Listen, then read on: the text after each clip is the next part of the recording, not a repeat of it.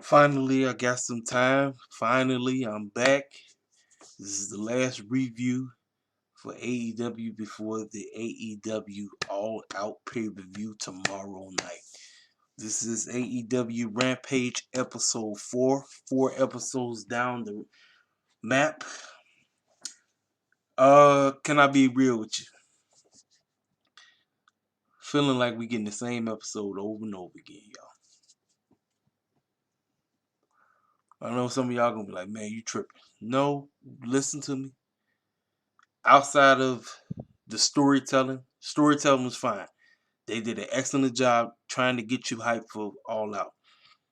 But I feel like the formulaic of how they do things, especially with Mark Henry interviewing everybody, where it's the side by side interview because they want to do a throwback to WCW Thunder. I feel like we're gonna have to change that up because I don't want to feel like I'm watching the same episode every week. Now, like I said, I know some cats gonna come at me like I'm tripping, but I'm just telling you right now, for me, watching last night's episode, I felt like I seen the same episode the last 2 weeks. And this is not even a knock against them. This is just me saying switch it up a little bit so I'm not watching the same episode every week. And I know cats gonna be like, man, they're not doing rematches. It's not about the rematches. It's just the formulaic of how they present it. I watched it and I said it's the same thing. They give you the first match, they give you the second match, backstage interview, and right before the third match, it's the side by side where Mark Henry's in the middle and he's talking to everybody. I'm like, I feel like I've seen that episode the last 3 episodes. We're gonna have to change it up a bit. You don't have to do that all the time. You can open up the show with that if you want to. Just switch it up a little bit so I'm not watching the same episode every week. Outside of that, story wise, Malachi Black versus Lee Johnson. My boy Lee Johnson was outstanding. Story wise, it did what it was supposed to do. Malachi Black is showing you that he can make anybody look great. Lee Johnson, that dude is coming, folks. I'm gonna be out here banging the door, banging the table, banging it, banging the desk, letting cats know Lee Johnson is coming. My boy Lee Johnson got it. He can sell his tail off. If you push that man right, I'm looking at the next TNT champion 2022-2023. Somewhere in there, Lee Johnson's going to get that title. I'm telling y'all, man. Lee did what he had to do, making it look like Malachi Black was going to somehow not be able to do what he needed to do, which was eventually give him the Sin Eater. Lee Johnson survived for about 13 minutes. And the fact that that man was literally about to disqualify himself because he couldn't take Lee out. Lee literally had to play the game of, okay, since I'm not going to hit you with the chair, you take the chair and you disqualify yourself. Excellent storytelling on Malachi Black's end. I'm telling you, I loved it. I enjoyed it. I was watching it, and you knew what happened next. As soon as Lee selling the injuries or whatever, the moves that he gave to him, he tried to pick up the chair. Malachi Black gave him a Sin Eater 1, 2, 3 matches over. Then Dustin Rhodes came out there. Dustin Rhodes came out, tried to protect the man. He goes to the back. Mark Henry is waiting on him. He said, what do you have to say to what Malachi Black just did to your homeboy Lee Johnson? He said, look here, man. I've been in this game for a minute. And monsters like that, Malachi Black, you got my blood boiling. I'm coming for you, sir.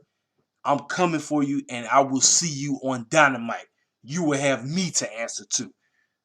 Right to the point. Said what he had to say. We got the matchup ready for Dynamite. Tune in to Dynamite.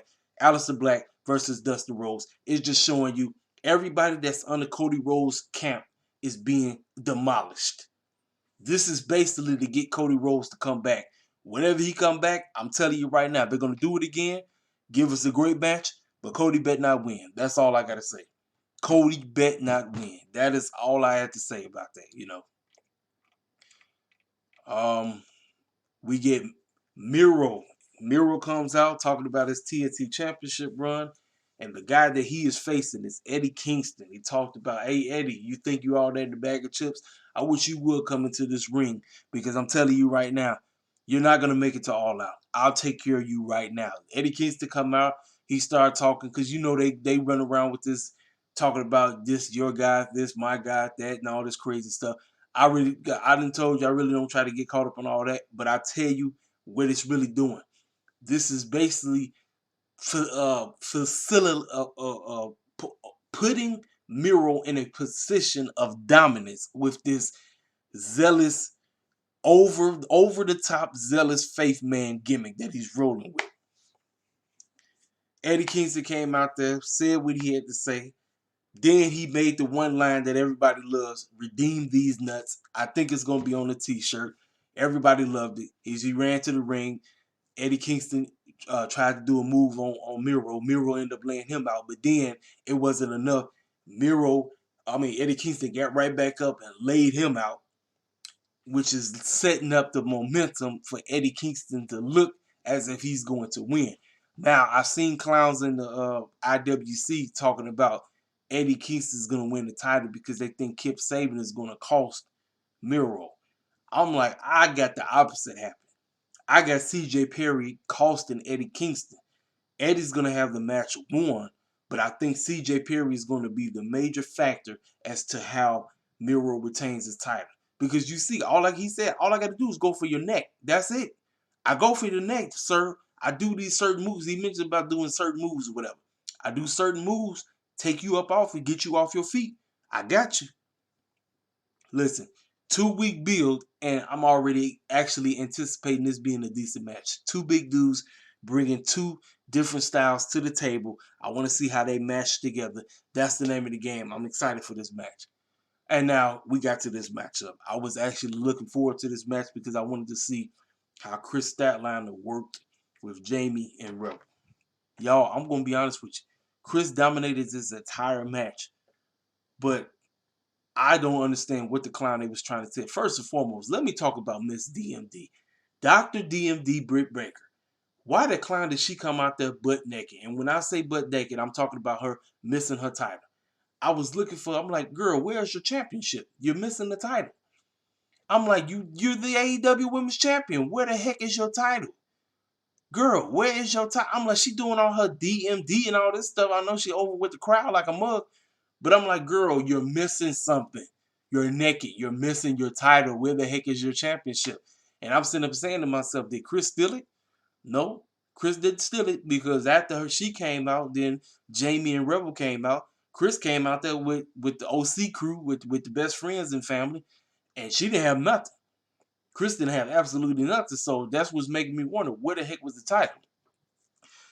This match was decent. It was a decent handicap match, but what I did not like was when in the world and why in the world did Jamie Hayter just get pulled out the match? She was standing there. Rebel was in there by herself. And I'm sitting up here saying, well, technically in a handicap match, it's a 2-on-1, which means the two of them can jump Chris all they want without any type of issue, right? That was the name of the game. She jumps out the match, leaves Rebel by herself, and now it's a singles match, which they really didn't say anything about it being a singles match. And then Chris makes Rebel tap. Then Britt go and get her title. And then Jamie and them hop in the ring and they tried to jump her. Then that's when Red come in there try to save the day. And I said it was all over the place. I'm sitting up here like the match was fine, but I just didn't understand how the match turned from a handicap match to a 1-on-1.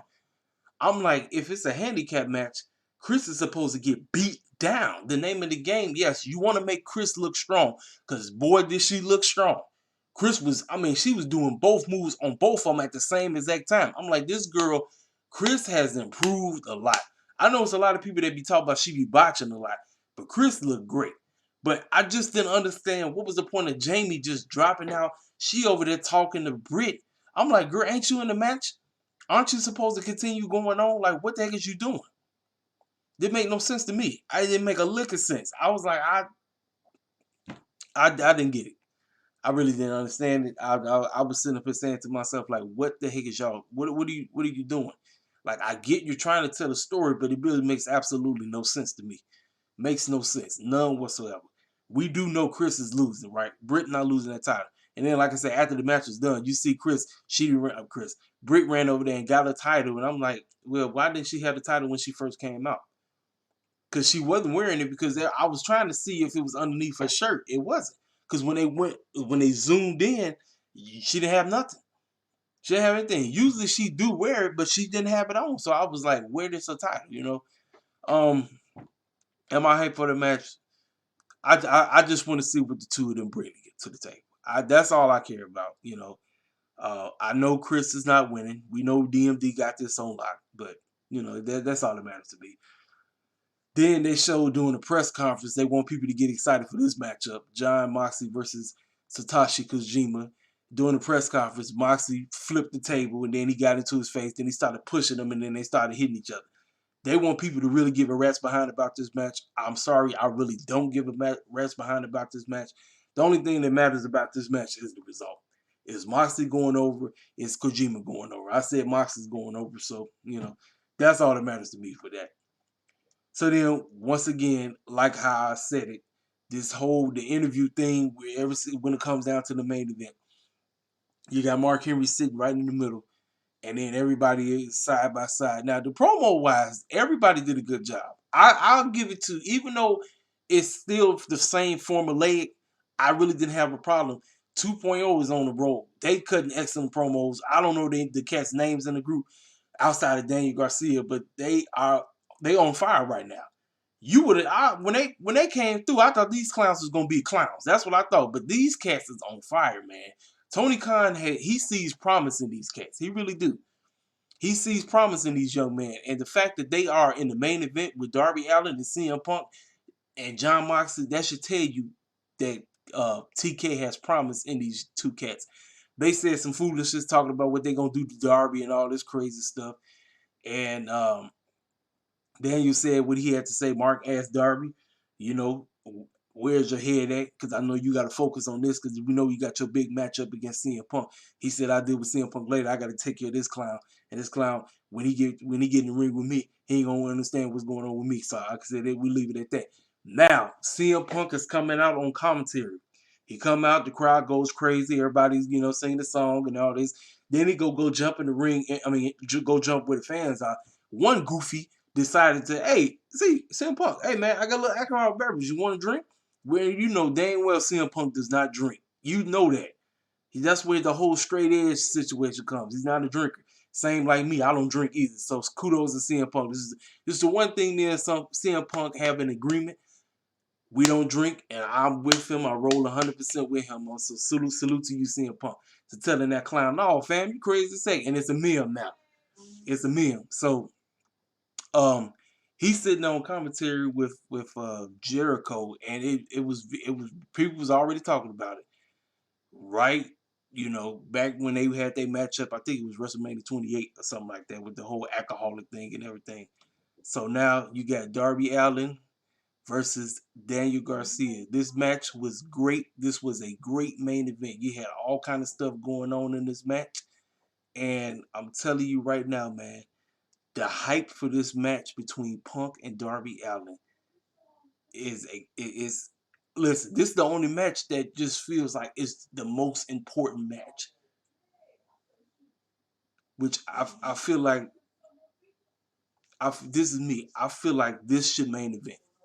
I feel like this match should main event. It's not even a question. The way how they hype this thing up, uh, Darby wins the match, but then, like I said, they all came in the ring, tried to jump him. And then so CM Punk, he's sitting on commentary. He said, "Oh, Sting's got it," because Sting was out there as well. He's like, yeah, I really don't have to go out there. I'm good. I'm good. They got it, but they really didn't. So then CM Punk, he tried to get it, go over there, get involved, and then that's when Darby Allin did the little move where he jumped between the ropes onto the 2.0 guys. And then that was right there where both CM Punk and Darby Allin was looking at each other. And they're right there. It was the final piece or the final little tidbit that would get casted any interest for fools to want to watch All Out. And they did what they had to do. I just had my little beef with the same formula with the whole interview situation. I really want them to change that up a bit. Like, you really ain't got to do that all the time, because I feel like we're going to be watching the same episode. But outside of that, excellent job. They did what they had to do. That's my review. Short and sweet. Hit the comment section up. How you feel about it? This your boy Casey King Simple Life. I'm out the door. I'll let me.